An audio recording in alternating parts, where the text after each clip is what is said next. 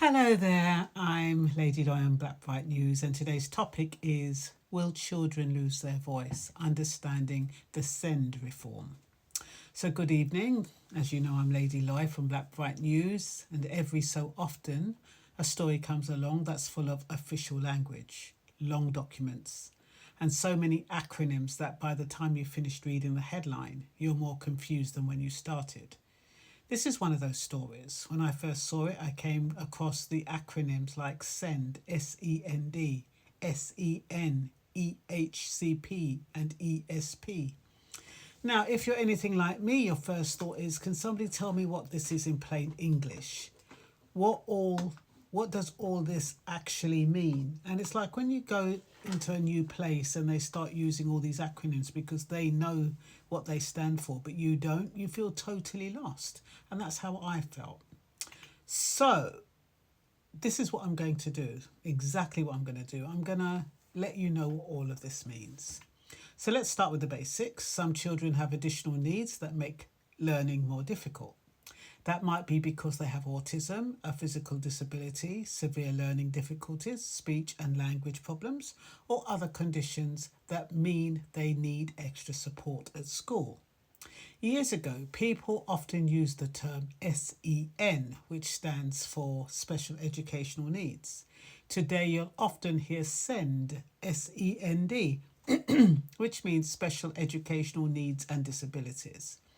It's a broader term because it recognises that many children not only have learning needs but also disabilities that affect their education. Now, some children need only a little extra help, but others have much more complex needs.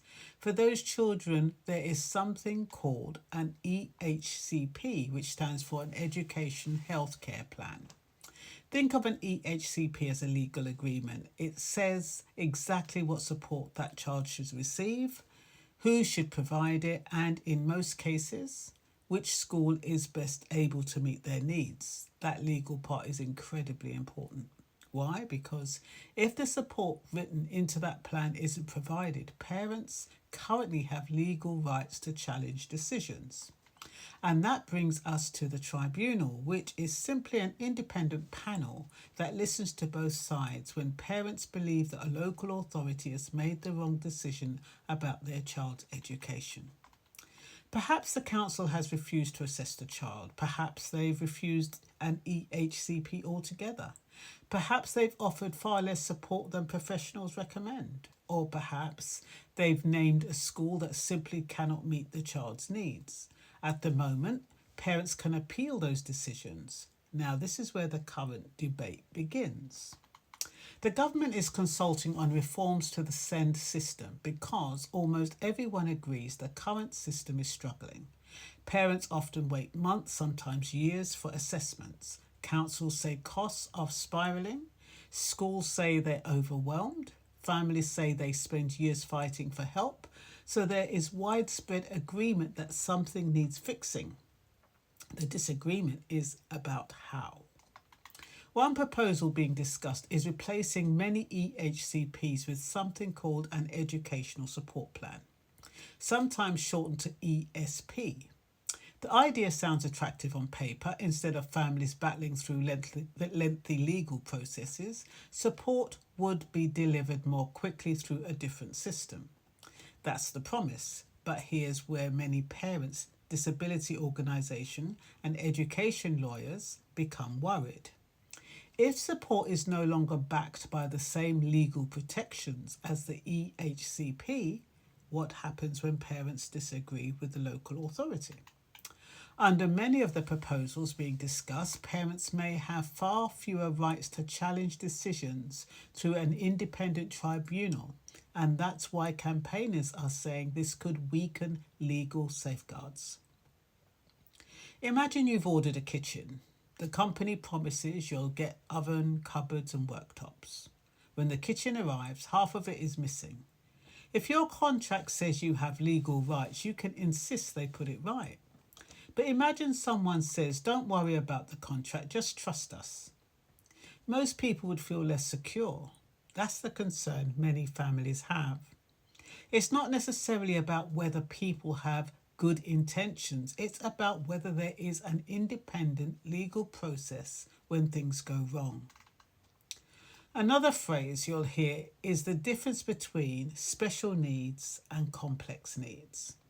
Some people worry that future reforms could prioritise children with the most severe and complex disabilities, while children whose needs are considered less complex could lose access to legal protections.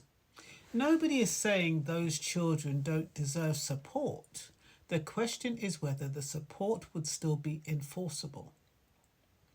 There's a difference between being offered help and having the legal right to receive it.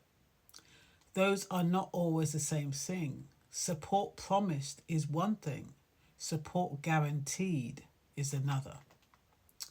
The government says its aim is to create a fairer, faster system that helps more children without forcing parents into lengthy legal battles.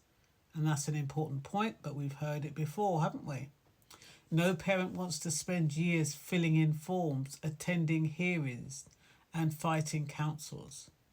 Most parents simply want their child to receive the help that they need.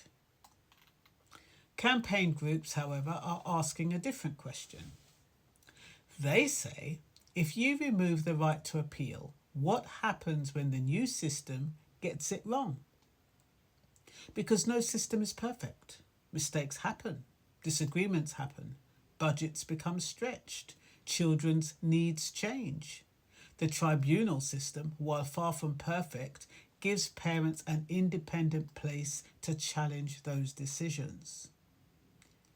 If those rights become smaller, many families worry their voices could come smaller too. This consultation hasn't become law yet. That's important to know. At this stage, the government is asking for views before making final decisions. Consultations exist so people can respond, raise questions, concerns, and suggest improvements before legislation is introduced. But many are concerned that their concerns may not be heard, even though they have voiced them. And that's what we find often here. People voice their concerns, but oftentimes by the time it's reached legislation, the decision has already been made. So a lot of people feel, what is the point of me airing my views or sharing my views, because nobody's going to listen. They've already made up their mind. And that's how a lot of people think. The government has already made up their mind. The consultation is just a tick box exercise to make it look as though they've asked for consultation. And sometimes they do. They'll send you a letter in the post that you might not read straight away, saying you have a deadline before, to complete it or whatever, give your views. Anyway, whether you're a parent or not, there's wider principle here. Whenever governments reform public services, we should ask two questions. Will this improve people's lives? And if something goes wrong, who holds the system accountable? Even though accountability matters, history shows us that blame is often apportioned somewhere else. So that is why legal rights matter and clarity matters. Most of us don't need to memorize what SEND and EHCP or ESP stands for, but we do need to understand what they mean in everyday life. For one family, it could mean the difference between a child receiving speech therapy this year or waiting another 2 years. It could mean getting the right school placement or struggling in the wrong environment.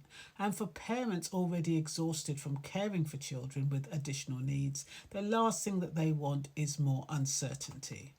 Whatever your question on these proposals, this debate is really about one simple question.